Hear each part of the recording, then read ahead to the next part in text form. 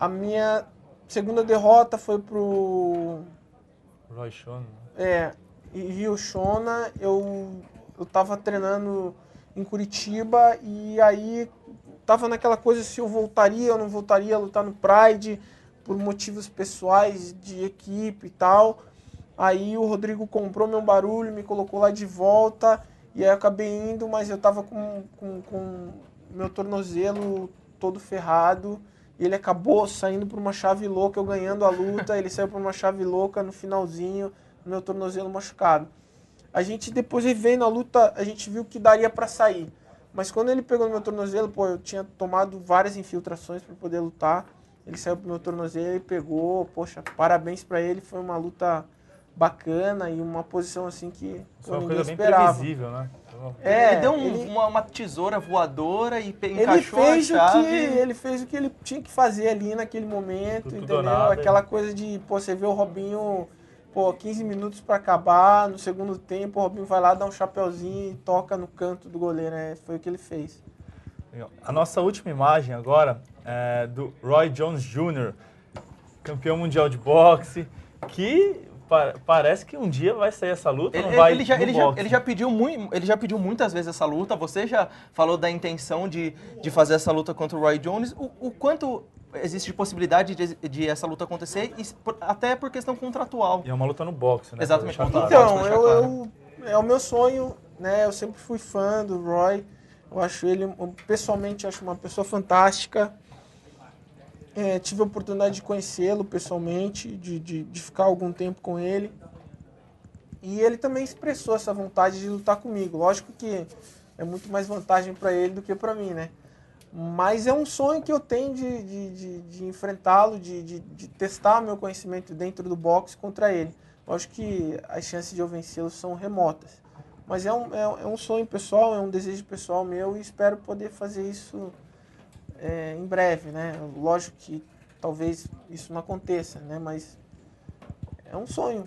E aproveitando até, falando de boxe, você fez alguns treinos com o Fred Roach também, que é o treinador do quando do eu estou em Pacquiao. Los Angeles, eu treino lá com o Fred.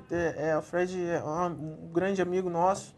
Ele me ajuda bastante nos meus treinos quando eu estou em Los Angeles, quando ele não está ocupado com o Manny Pacquiao. E é bacana, porque ele assim, tem um conhecimento muito grande, já treinou grandes lutadores como o Oscar de la Hoya, já treinou Mike Tyson, já treinou Evander Holyfield. Considerado um dos melhores, se não o melhor treinador de boxe. É o melhor, na minha opinião é o melhor, né? Bom, Anderson, agora a gente vai para a pergunta do internauta. A gente queria agradecer bastante a participação dos internautas. Tivemos recordes de e-mails, mais de 500 e-mails.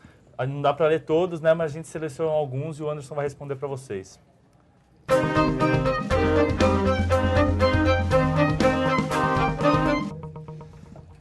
Anderson, vamos lá. Grande parte das perguntas que a gente recebeu foram em relação ao Vitor Belfort, né?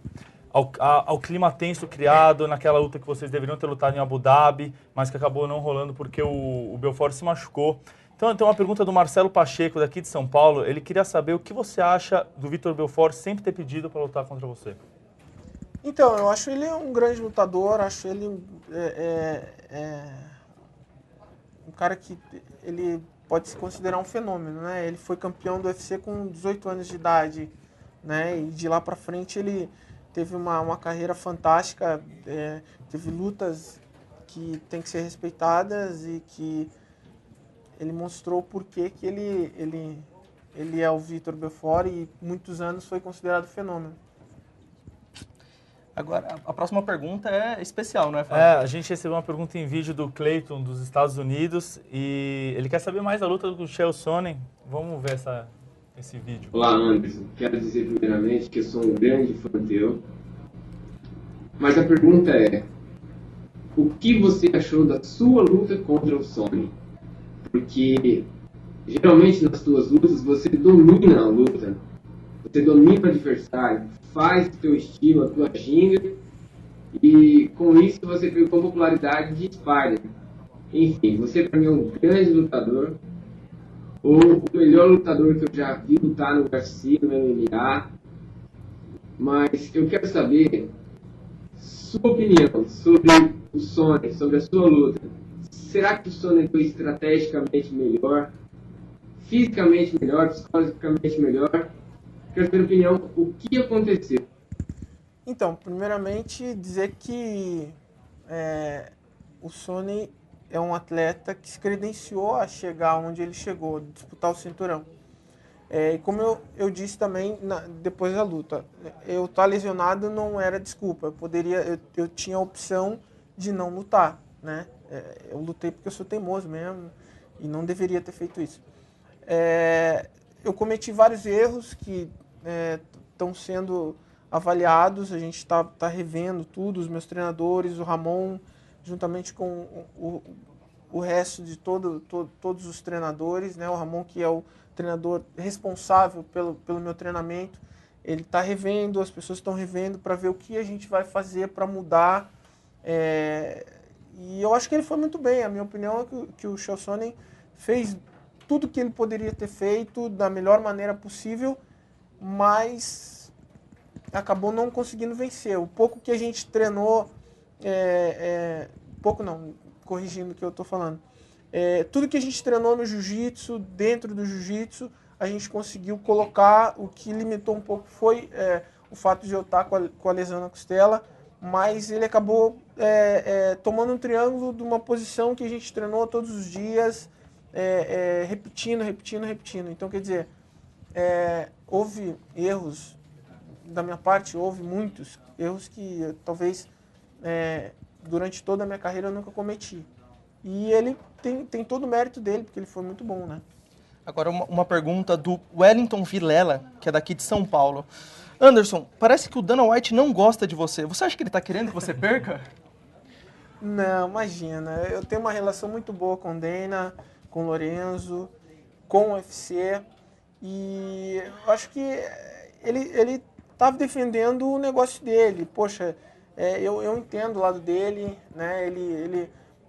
O negócio, o business do Dana é vender uma boa luta. Então, e as pessoas não estão lá interessadas em ver o cara técnico, não é todo mundo que vai lá para apreciar o cara técnico, o cara que está se movimentando da maneira correta, que está botando os golpes da maneira correta, que está induzindo o adversário a errar. As pessoas vão lá para ver dois caras se degladiando nocaute, nocaute, e é isso, né? Não é uma coisa que é nova, isso desde os tempos das grandes arenas, sempre foi assim, e não vai mudar agora. Está mudando, algumas pessoas conseguem enxergar o outro lado do esporte e ver o esporte como uma coisa técnica, ver os atletas técnicos, mas é complicado, e não tem nada para falar do Dana, eu gosto muito dele. Assim, não, mas aí eu vou até encaixar, sem querer ser chato, mas já aceito, porque chegaram muitas perguntas em relação a isso. Que eu encaixo em seguida a pergunta do Felipe Mesquita, de Poços de Caldas. Que ele também disse ter a impressão de que o Dana White quer tirar de todas as maneiras o cinturão de você. Ele quer saber se você acha que, do ponto de vista do UFC, é lucrativo um maior número de campeões, que o cinturão gire mais dentro de uma categoria. Então, eu acho que é aquele negócio. Chega a um determinado ponto que, assim, você se torna um mito e você se torna algo que as pessoas querem ver.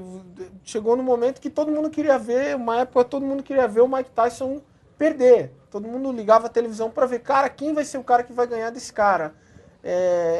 E não é diferente comigo, né? Eu estou há algum tempo vencendo, graças a Deus, graças aos meus treinadores, graças a toda a minha equipe.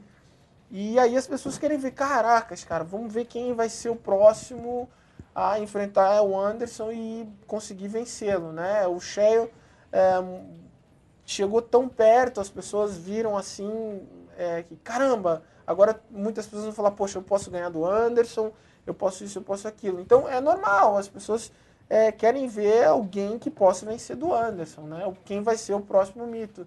E assim vai sendo, né, aquela... É normal, assim. Anderson, vamos agora para a pergunta do Herbert Soldeira. Ele está querendo saber que, após tantas conquistas e defesas do cinturão, o que motiva você a continuar lutando e se você já pensa em aposentadoria? Então, eu penso em aposentadoria, penso bastante todo o tempo nisso, né? Eu acho que é uma coisa que todos nós atletas temos que pensar. Não só nós atletas, todos nós, né, que somos brasileiros, trabalhadores, pensamos na aposentadoria. O que me motiva